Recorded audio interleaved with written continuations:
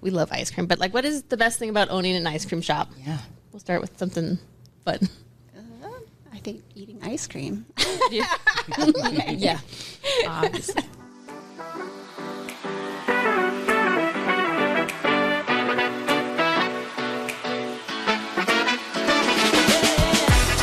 Well, hello. You're listening to Oh My Omaha, the podcast, where we uncover inspiring things about our community through the stories of inspiring people who call it home. I am Dee Harrell, and this is the creator of Oh My Omaha, the blog, and the blogosphere's friendliest face herself, Kim Reiner. Hi there. Hey, Kim. Good to see you. You too. How's it going? Good. Happy Halloween. Happy Halloween. This comes out after Halloween, but It does. But, you know, We're in the it's spirit. still within the week. Right. Isn't it like a week before, a week after you can still It's like a month celebrate? now. Something. you Yeah. can celebrate for a whole month. Yeah. But it's funny because Parker's birthday's today, and then my nephew's is tomorrow. So my sister sent me this picture that said, do you think that Parker and Justin think of their birthdays this way? And it shows October 31st, like a ghost, like getting trick-or-treating, and then November 1st, somebody like putting a topper on a Christmas tree. I feel like that's true. Yeah.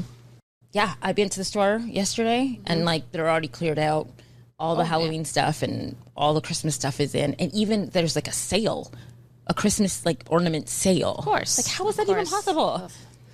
The Christmas stuff's already been out for a while.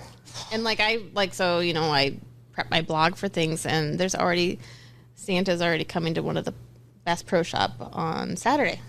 Oh, Right. yes. Like it's Santa, it's Christmas. Yes. So like, go get the pictures now and not wait until like the last day. And then wait in line. I don't know if I could do that yet. I haven't done that since they were little. Oh no, we haven't done Christmas pictures, Santa pictures. See, I kind of want to don't go. go well. I have a friend that's like, so her kids are the exact same age as mine, so 22 and 20 now. But since they were born, she takes them to the same Santa and positions them in the same picture. Still now? Still now. Okay. So she's had it like, I mean, honestly, I'm kind of jealous that I didn't think about Good that idea. I sports, think yeah. that's hilarious. Yeah. And they're massive. These are not like small children. These are like 6'7" boys, right? Awesome. So they're just like hovering over Santa now. It's awesome. Okay. Yeah, but I was downtown today. Yeah. And I was getting super excited for all the lights. Like since I've moved away from downtown, I swear I'm going to be down there more because I love the twinkles. Yeah. When we lived downtown, that was the best part. Yeah. Yeah. Strolling.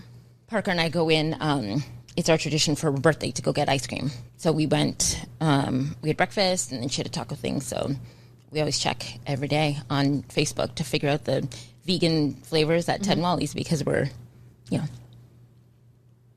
Those kind. well, you need. they've got, honestly, and we said this before. Parker we talked vegan too? Or? Yeah, so Oh, she's okay, got yeah. the same condition. So Okay. we will look online to see, but because we're old marketers, we were a little bit more.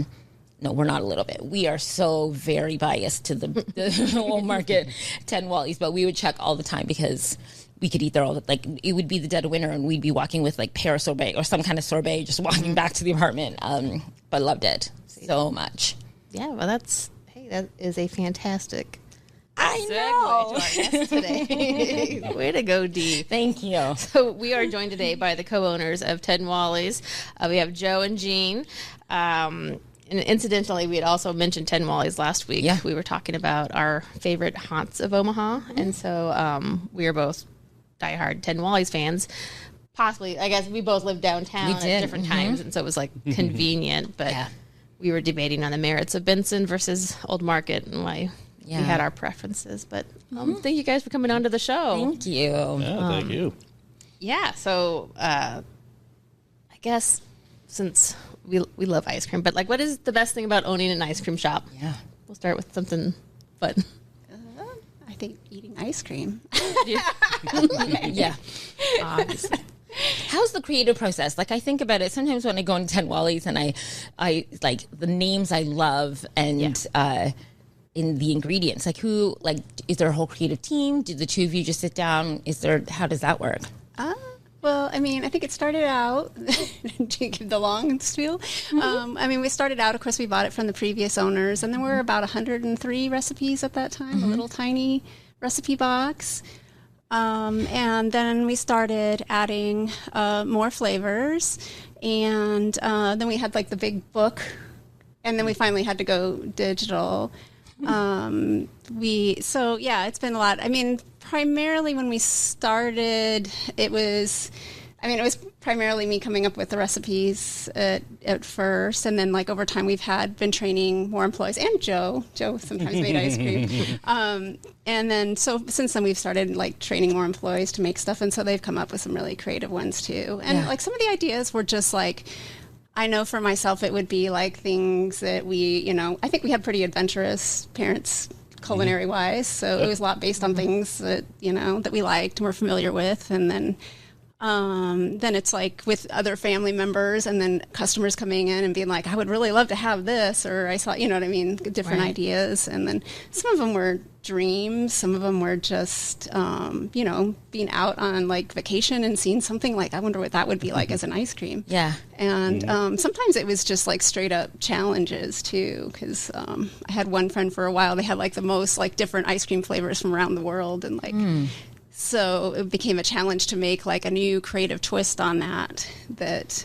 What's a flavor that didn't seem likely to taste good, like flavor combination or something that actually turned out to be remarkable?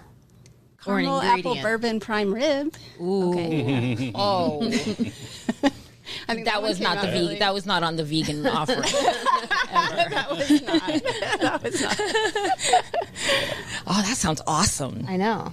It's like a meal. I love that creative challenge part of it. Now that I'm thinking about it, that's cool. I mean, for a long time, it's what it was. It's like how to make different things, but make it taste good too. Like for me anyway, I never wanted to make something just because it's weird or different. I wanted to make something to actually have it taste good. I think one of the most challenging ones ever was when one of my friends is best friends with the guy that owns the SG Roy, and so he wanted to do something for his birthday. So we did a cigar-flavored ice cream that actually tasted good. That tasted like a cigar, but also tasted good. And I think we did pretty good with that one. Yeah, it's still around. But that one's like definitely was one of the more challenging ones, and it's got probably more ingredients than any other flavor. I was going to say, how do you make it taste like a cigar but good? That's awesome. Yeah, so that's a lot of fun, I think. Yeah. What are your guys' favorites? Like just go to. I think I'm probably more traditional, I'm probably more on the sweet side, So one of my favorites used to be just like cotton candy ice cream with marshmallow on top. Okay. So just like the sugar on sugar. Yum. Yeah. Like something my daughter would order. Yeah. Yes. The sugar plus sugar. Yep. Yeah. And I'm like, that's actually my least favorite flavor of all time is cotton candy. And I think that's like Joe and I were like so different, but we kind of balance out in lots of ways. And flavor wise too, I'm like very much more like the savory. So yeah, like I like the dark chocolates and the things that aren't even sweet at all. Like I tend towards that. But. Yeah. That's awesome. What's your favorite, Kim? So I'm like, I will always get like a half scoop of, I always have to have Dutch chocolate. Like that's always going, and then I'll try something a little bit different. But like the chocolate, like I'm just like, I cannot venture out from, I must have, that's the best chocolate ever. So we tried a lot of the vegan options because of we have dietary conditions. So we've had almost all of the ones that you've ever offered, but I really dig that we really like the sorbets. Like I like really love the pear sorbet. It's like one of our favorites. There was Paris, one pear, okay, so good. What was another one that we loved? We would go, like I said, we would go whenever. We didn't care if it was freezing out. Like we would go during snowstorms even. But the sorbets I really dig because you can't get those kind of flavors. You always get like raspberry or cherry, some kind, but like, oh, it's so good. There was like a Arnold Palmer one, I think, that I loved, or like it was like an iced tea lemon situation. I think I went back twice that day when I was at Kaneko, but so good.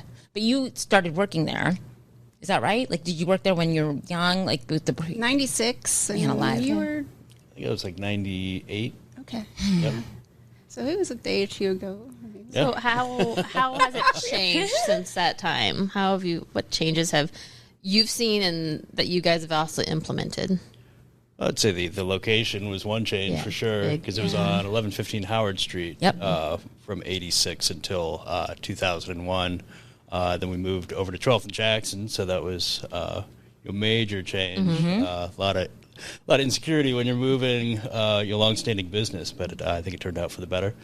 Then talk about Benson Shops, second location. So that was another big one.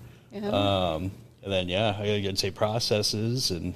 Yeah, the ice cream itself, because when we first bought it, it was, they used like pre-mix and then would add things in. And so I took it and I developed, our main base, and then the vegan and the keto one, and we changed our sorbets because they used to be, when we bought it, they were called ices, and so they were like more like a granita.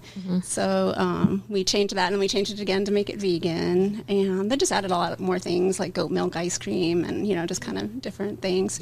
But the base was originally 14% butter fat, and then they added more to make it 16%.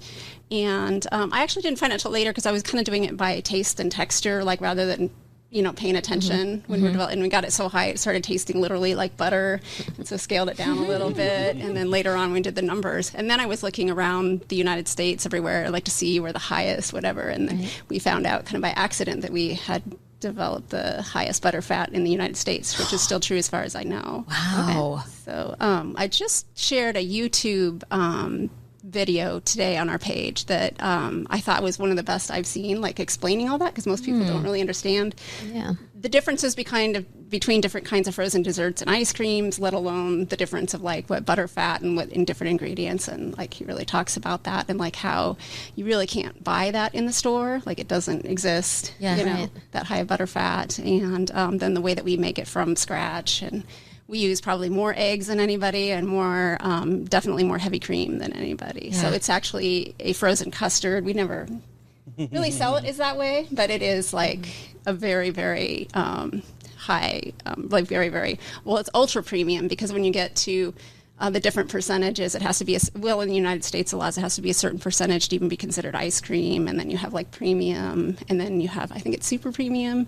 But then we're ultra premium, which is 18% and above, and we're like just a little tad above 20%. So it makes a difference. I mean, that's why you guys are like my favorite. Where there's just a texture and flavor difference that I prefer. And I think making it was just based on like the ice cream that Dad used to make us. And I mean, that was just, I think sometimes even with raw eggs, which you can't do obviously, but it just had that really, really rich. And so it was just trying to get it back to that, because it's like, you just can't buy it in the store. Most places you can't go out and even buy it at an ice cream parlor to get that kind of, and it's not for everybody, because you have some people that come in that are like, don't like the, it's more like, what'd you say, chewier? I don't really like that word for it, but it's like, it's definitely you can tell it's fatter. Stretchy. It takes longer to melt. Or more of a mouthfeel. Yeah. Stays with you. Yeah, and you guys both have kids, right? Do they take advantage of, or not take advantage, but love having access to ice cream and good ice cream? Yeah, I can't walk into the shop without walking out with like at least a spoonful for Emma. Okay. Otherwise it's I want a small dish, and so you can't go in there without walking out with something. And do they just assume like you just eat ice cream all day? Like when I worked at the Children's Museum, my kids thought I just played all day. So it was like if you work someplace cool, then they just assume that's all you do. I mean, it's kind of true. Like one day I was looking back and I'm like, I've eaten ice cream pretty much every single day for the last 25 years. Wow. And I'm like, Yep. Yeah, I've definitely reduced my size. I used to do like large chocolate malts with shots of espresso in there. Let them up. And, it was like super good. But then now it's just a spoonful. Yeah. Get the taste, quality control, right? Smart. Oh, the excuse. So good. When you could get pints, like I remember the day when I realized that I could get it to go, I was so excited. It was so good. And then, and actually I think that's when I learned, I know, like those keep cold bags. I'm pretty sure it was when I went to Ted Wally's and realized you can take it to go. It was the first time I learned about those bags, and then the whole experience blew my mind, because I'm like, I can get it to go and keep it cold. Because when I moved, so I lived downtown, worked downtown for a long time, and then moved out west, like 120th. But the kids, I would take my kid. We would come downtown or go downtown every week for Ted, like literally just to go to Ted Wally's. And so when we could get it to go, I was like, this is amazing, and just like put it in that bag and take it back west. Like it was a big deal. But just love it. Now, I love your guys' stories, the bios. I love how we talk a lot about journeys here with our guests, about how they got to where they, are now and where they're going and whatnot. And I was reading it. I was like, so English lit, culinary, photographer, business owner, hot shops. I was like, that sounds like totally my kind of journey. I kind of love that. And I love that it was, you worked there for 20, like you started so long ago. I mean, back then, did you have any inkling that you'd be like, yeah, we're totally going to own this someday? No. Can you speak a little bit about your guys' journeys on how you got here? I'm going to start. You should start. Well, I was, before we bought the business, I was still at University of Nebraska, Lincoln. I think I was starting my 5th senior year education, English education, with a background in English as a second language and coaching.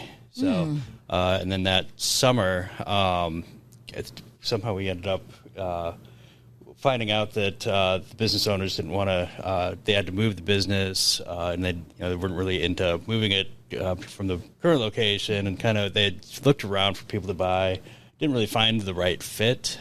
Jeannie's got a little more background on who was looking at it, and they kind of offered it to us, and so I was kind of like, I guess I'm dropping out of school and owning a business. So yeah, that was kind of how I got there, going from summer job to seeing an opportunity. Yeah. And you kind of did like I did. You went back to school and still finished, but it was just later kind on, of a wild ride there for But I think they helped us out a lot too, training just on every level, and they also helped us with a loan because we went into it. We were just so like. Yeah, we were like early 20s, went to the banker, and the banker's like, no experience, or, you're still in school. And, right. Yeah. So. It's a big leap. Yeah. I love that. Well, and I do love how the previous owner doesn't normally like hire and was like, yeah, totally hiring. You know what I mean? Like, I think it's almost like this, like serendipitous in the sense of like, there was just a kindred spirit amongst the previous owners to you, just to be like, and to help you with that transition sounds so very destined, fated. I don't lacking words, but I love that part of the story. I love that it's almost a cultivating of like, maybe they knew it then, and like, oh, maybe we'll sell it to them later on. But I think it's a really cool part of the of your story. Yeah, so then they're those kind of people too. And Amy that changed it. It was Ted Wally's. It's now Ivana Cohn, and she's the one that trained me when I first started. I still remember that day of work, which is weird. I'm like, Just a random question that popped in my head: is there a Ted and Wally? Like, how'd the names come about? I don't know. Just Ted and Dean, and they were when Wally was the middle name. Mm-hmm. Yeah, Wallace. Yeah, and they were also Leave It to Beaver fans. Okay, when I was told, and also they were up east and saw Ben and Jerry's back before Ben and Jerry's was was sold and expanded. So it was just like a little tiny place. They liked what they were doing, and they were already thinking about doing something like this. And they were like, so I think they were inspired by that. And yeah, Dave was laughing with me. He was just like, yeah, we never ever thought that Ben and Jerry's was going to blow up. And then here we are with a similar name here in Omaha. But that's awesome. But yeah, no, it's kind of a fun little fact there too. Yeah, good question. Yeah, I always wondered who Ted and Wally was. So. Yeah. Wanted to ask why I had you guys. So free time, what do you guys do when you're not at the shop? Like, yeah, I guess for me, got a 6-year-old, so it's running around to little kids' birthday parties, after school activities, fun things like that. In the summertime, I like to sail out at Lake Cunningham in North Omaha. Okay, doing that for a long time. Like to travel a lot. That was kind of always the thing with owning the ice cream stores, that you have to get dessert everywhere you go. Right, I was going to say, like, if you do market research, you know what's going on, That's awesome. Yeah. Any favorite places you've been? Favorite place, one that comes to mind was Buzios, Brazil. It was like a little resort town in Brazil. Was there with had a friend that was working at the airport in Santiago de Chile, and he was in his last kind of month of that, and so he invited me and my friend down there, and we just kind of toured around and had a fun time in South America. Back in the college days. back when you were free. When you get to, yeah. Like, was that with the family? That would be a different experience, probably. Yes. I would imagine so. How about you? What do you? I mean, obviously photography, and I have a studio at Hot Shops, and I enjoy doing that. And I do volunteer work mostly through my photography and stuff like that too. So I really enjoy that. Like, I live out more rural area, and that's kind of like what I love doing, is going out and doing, nighttime photography and horses and things like that. And other than that, it's like, just like Joe was saying, it's like, we've got 4 kids, so just very, very busy, and they're starting to get the ages where they're like an extracurricular activity, so it's a lot of fun. So it's a lot of, band and sports and all sorts of activities. So what age range? 6 to 14. So wow. Yep. That is, yes. It's intense. That's fun. Yes. It's fun, but it's intense. Fun. Yeah. It is fun. I honestly miss those. I sound so ridiculous, but like, whenever I hear people say that they miss it when their kids were younger, you really do. Like, it consumes so much of your schedule and your time, and it becomes like you become an expert, like, in your own right, running them around, keeping track of the schedules and doing whatnot, that, like, once it's done, you're like, okay, well, so you guys want to come over for dinner on Sunday? Like, it becomes so, it's a whole new, it's finding yourself again, trying to figure out, like, like how to operate without having to shuffle people around and whatnot. But yeah, 6 to 14. Wow. So you're not the first person we've had on the show that's has a studio at Hot Shops, and just curious what your experience is there. Like, it's such a unique place for I really, really love the community. It's just like such great people, and they're so inspiring, because so many of them are doing like amazing things for the community, through their art. And there's a lot of them that's like some of them, it's their first career. They're just working artists. And there's a lot of them like me that, work and then go there and do things too. So, yeah. Yeah.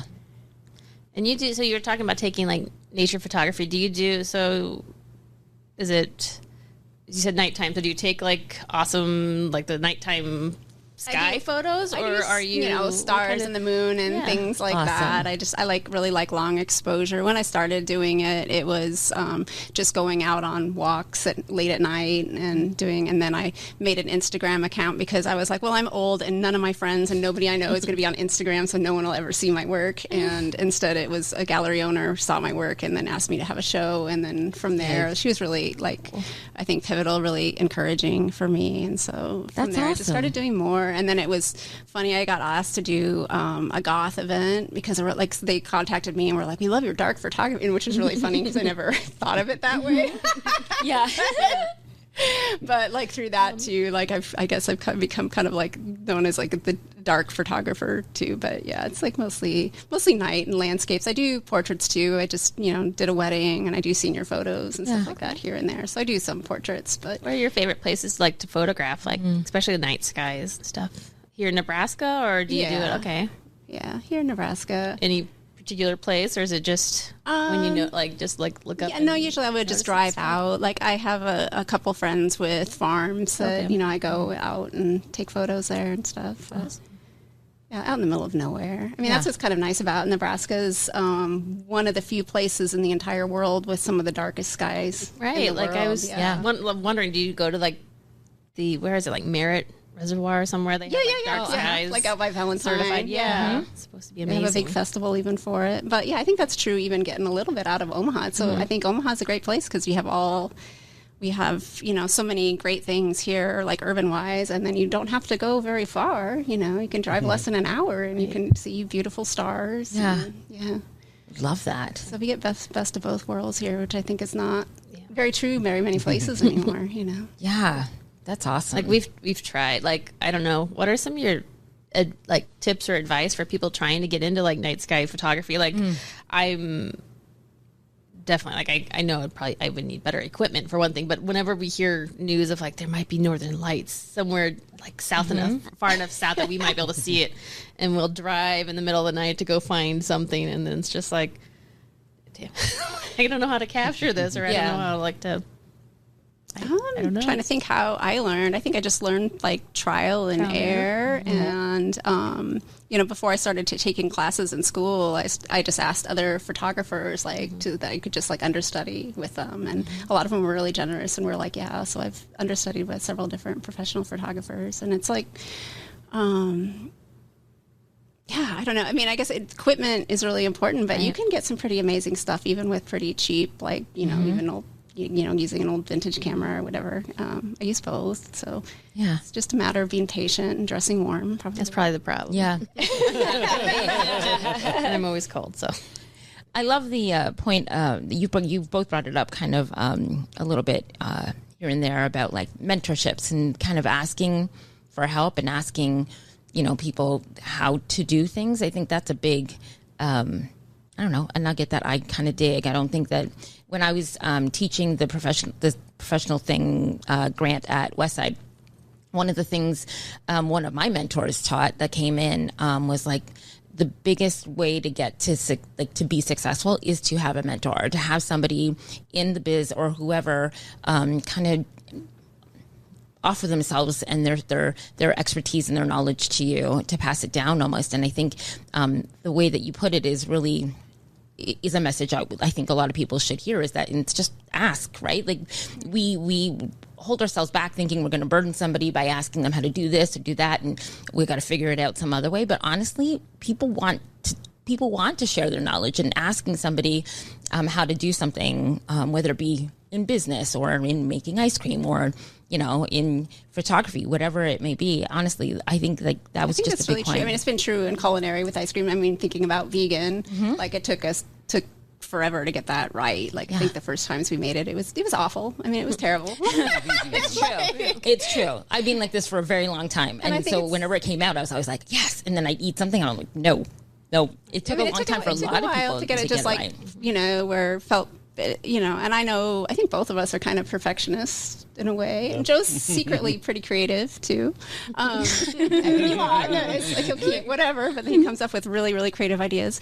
I think asking is a big. I mean, like I have two of my very favorite photographers of all time, and one of them I just figured, like, what the heck, and I messaged him about doing private lessons with him, and I didn't hear back for 4 months. So I thought, well, he's too busy and too like way above my level. And then he responded and he's like, yeah, sure. Like after 4 months. So That's never. Cool. Do you mind telling us who those people are? My favorites are Keith Carter was one of them, which I had. He's down in Texas, and then Terry Ratzlaff, who's like in Lincoln. Cool. Both really, really amazing. Love that. And dark photographers. They both do pretty dark stuff, I think. Yeah. I love dark photographers. It's true though. I mean, Terry's stuff is really, really interesting. You guys should look into it. Like he did like a whole project just on trains and time and everything. It's really, really fascinating. That's cool. Awesome. And Joe, you're involved in a lot of things. I had to write this down so I wouldn't forget. So you do a lot of volunteer work with like neighborhood organizations, and so the Old Market Association, which makes sense, in Benson Improvement District because that's you guys' shops are there, and then the Bemis Park Neighborhood Association. And I wanted to hear about your reasoning behind like choosing that avenue to kind of volunteer, and I'm sure share expertise and then help improve areas that are important to you. Like why, and how's that experience? Yeah, I think just being in those spaces and knowing those spaces, and then when you see the needs around, and that there's organizations there, and sometimes those organizations just need volunteers. Time, with kids and job and everything, time is small. You don't have a whole lot of spare time. So I've been able to have that opportunity of being able to have that time that I can donate to those things. And So I would say that it's just kind of for me, it gives me.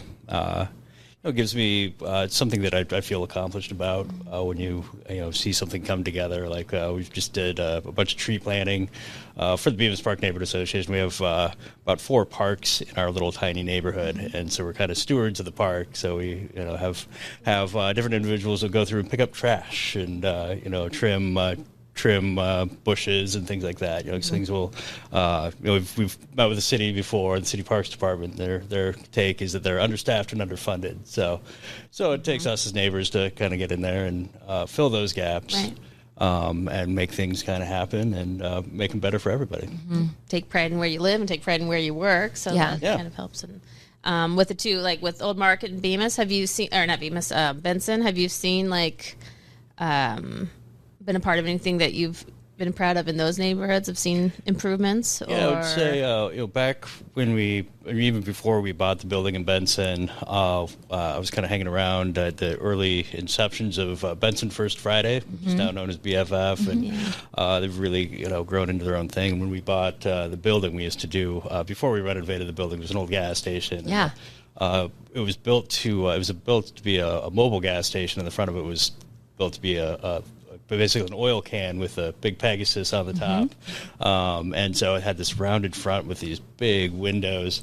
And so we kind of started doing window displays for Benson First Friday. So every month we'd hit a couple of friends of mine and I would go to the thrift shops and pick up random things and make these displays. So we had, for like Valentine's Day, we'd have this, we'd use the old Christmas decorations from the previous one and made a big cellophane heart that kind of blinked with the lights. And then, we had all these dolls that we had picked up from thrift shops and gave them little plastic bow and arrows. So we had, flying cupids and, we call it like the happy heart art installation. But to see that grow into what it is today, and where you have Benson being an arts district, being the first one, and then having that kind of cascade around the state. I think that's really cool to see. Where so we've been constant donors for them, and still hold events. We have BFF Youth art installations. Then we have our parking lot there that we just kind of on First Friday we clear out, and you have like the clothing swap will be there. There'll be live bands there. There's a BFF Youth will have their art activities there. So Emma, my 6-year-old, really loves that. So she'll go up and make like tie dyes. I was gonna say my daughter's played games out there. Yeah, it's the first Friday. So great. Yeah, you're right. But that Benson Creative District it's such a cool thing to see. I hope that when we were talking about which distinctions there will be throughout Omaha and Nebraska, right? So, because Annie Butler was our first guest ever on the podcast. And we were kind of talking about the requirements or the distinctions of how to become a creative district and how to be recognized as that, which yes, Benson, absolutely, but I'm surprised that like the old market isn't distinct. You know what I mean? Like the creative district in that sense. Did we talk about that? Like it was because there's not a... I don't know. I feel like we discussed that. Do you know anything about that? Yeah, I don't think they have a creative district yet. No. There used to be Old Market First Friday, and I think that still kind of happens. That was Meredith was running that now, but yeah. Yes, they've kind of adjusted around. They have kind of overlapping. So you have the Old Market Association, which used to be the Old Market Business Association, that changed to the Old Market Business and Resident Association, which they decided to change. So it's still the same organization, but they changed it down just to the Old Market Association to kind of include everybody and have a shorter name. Same organization. Right. But then you also have the Downtown Improvement District that's overlaid in that area, and then you also have the I like Visit Omaha, and there's another organization I can't think of off the bat, but so basically we have all these other funding organizations that are going on. So I don't know if they'll get around to being a creative district. I feel like they should. Yeah, I think it's an opportunity that if you have the right people that want to take the lead on it, they can get it going. Yeah. Yeah, I was surprised that they weren't already. Like I when we were talking about it, I just didn't. I just assumed, I guess. Yeah, with the amount of sculpture that's, public sculpture that's down there, you're starting to see some of the murals pop up down there. In the old market, it's also a historic district, so there's some things that you can't quite do. Same thing with my neighborhood, Bemis Park. It's a historic district, so there's some things you just can't do to your house, and you're, because you're under certain guidelines, which in Benson, it's now a historic district, but they don't have the same kind of rules like the land with the City of Omaha Landmarks Commission. So for us, like our signage in the old market, there's an equation for how much window you have. That square footage, determines how big your sign can be. It has to be certain colors that kind of match the brick and the wood. In the old wrought iron.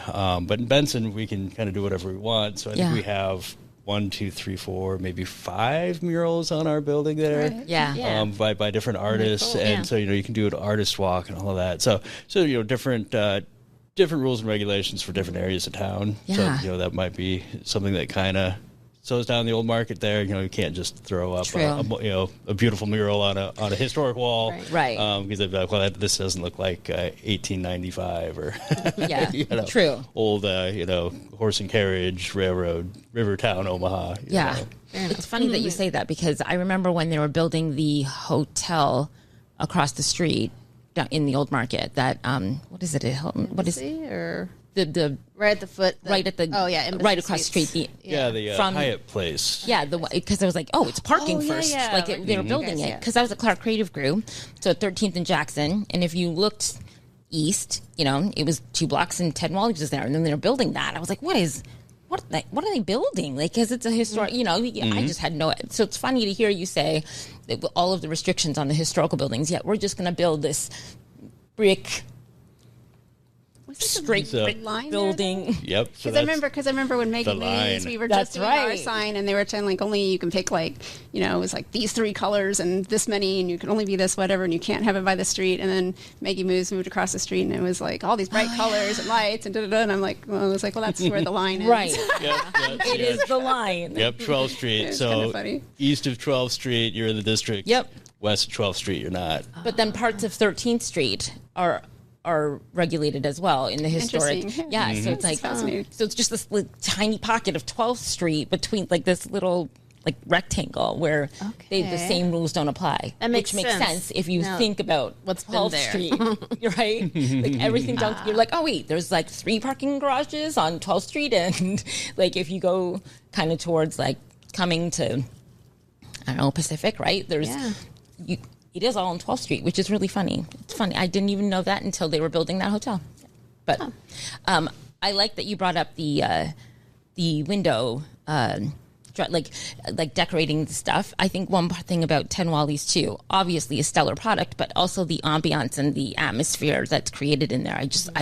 I've purchased a bunch of art from that you guys have on display from local artists, and I enjoy we always, since my kids were little, we look for Wally downtown, or like the little Easter eggs all over the store, right? So I think it's when I went to Benson for the first time, I was like, oh, like it embodies the same kind of spirit.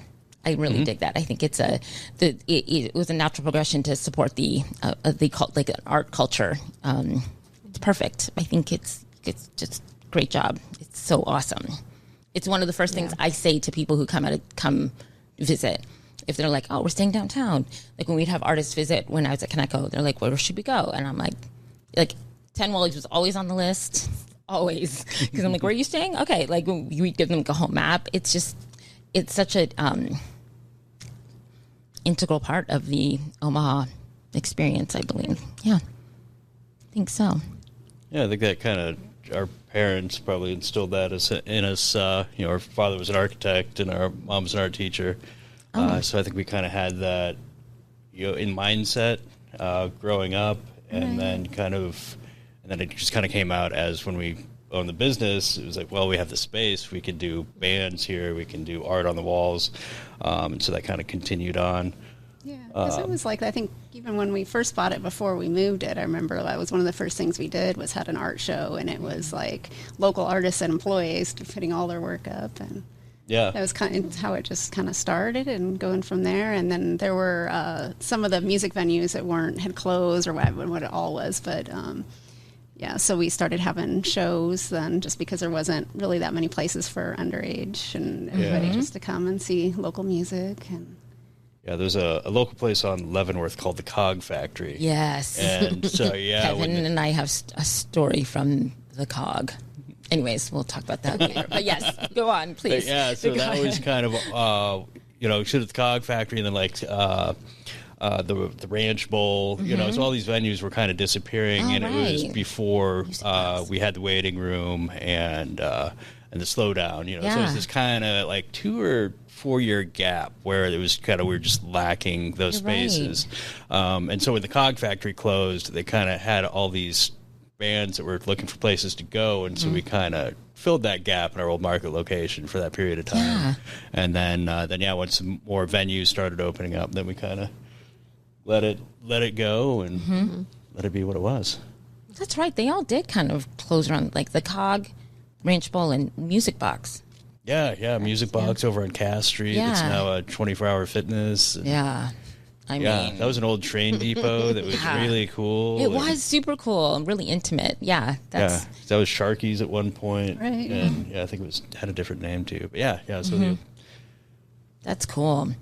Yeah, I love it. Well, I'm so happy that you guys were able to come here. We love it so much. We've talked about it quite a bit. Yep. Is there anything that you guys want to mention or shout out about things you do or places you love, people you love in Omaha? Oh, that's a lot. Don't forget anyone, they'll hold it against you. Yeah. Oscar speech. Yeah, I think I'm just really proud of the community right now, being interested in, the arts and the music scene, just seeing that grow from, I remember being in high school and just like, what do you do here? And feeling like there wasn't anything to do for our age group when I was 16 to 18, and seeing now that like taking my daughter to Heartland or the riverfront, used to be Heartland of America Park, and seeing the changes there. Jean Leahy Mall, that was a place that we grew up, kind of stepping over those big concrete deals going over the lagoon, that don't exist anymore. But being a little kid and being afraid of that, but knowing that my daughter can have that experience now, growing up, and that will be part of her memories.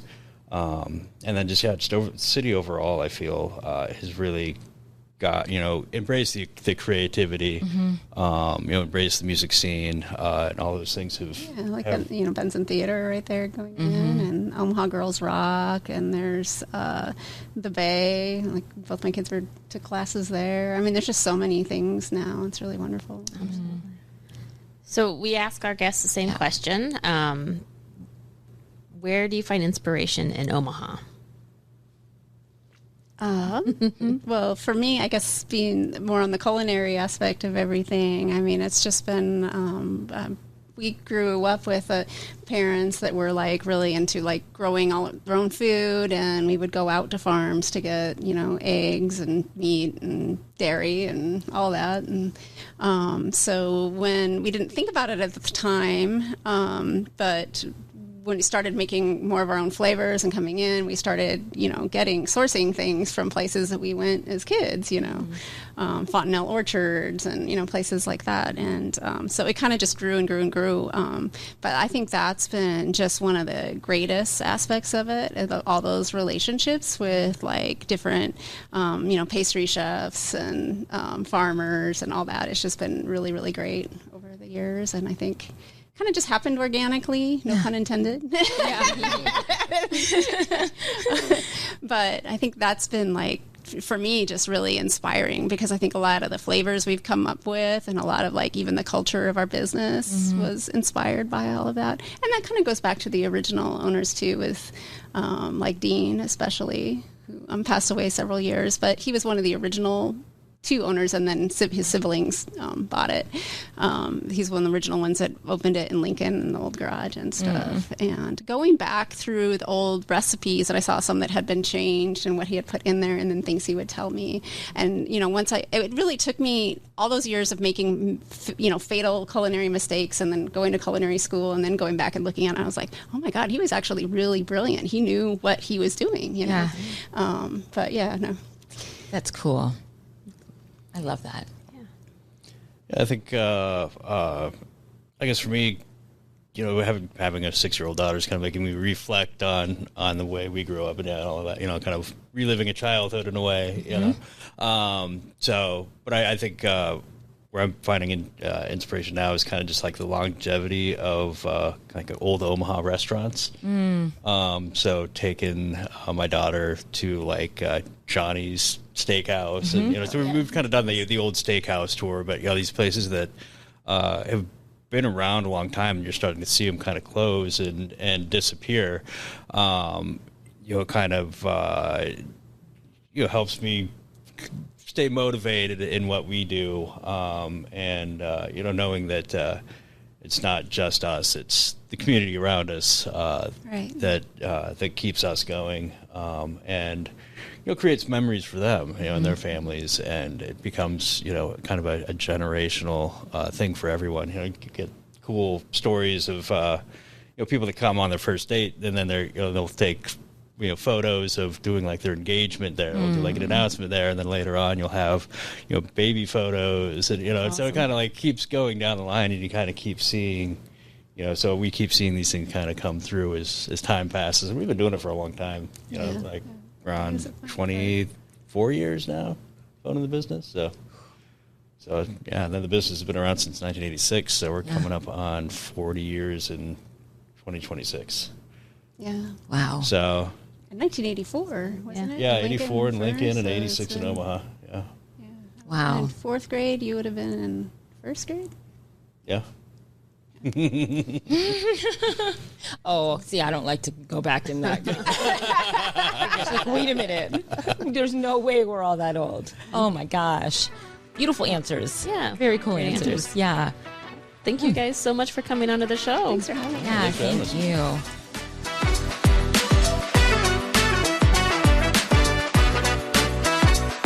Thanks for listening to Oh My Omaha, the podcast. We want to thank our guest, Hurrdat Media, all of you for your support, and the Omaha community at large. So from D&I, keep on exploring.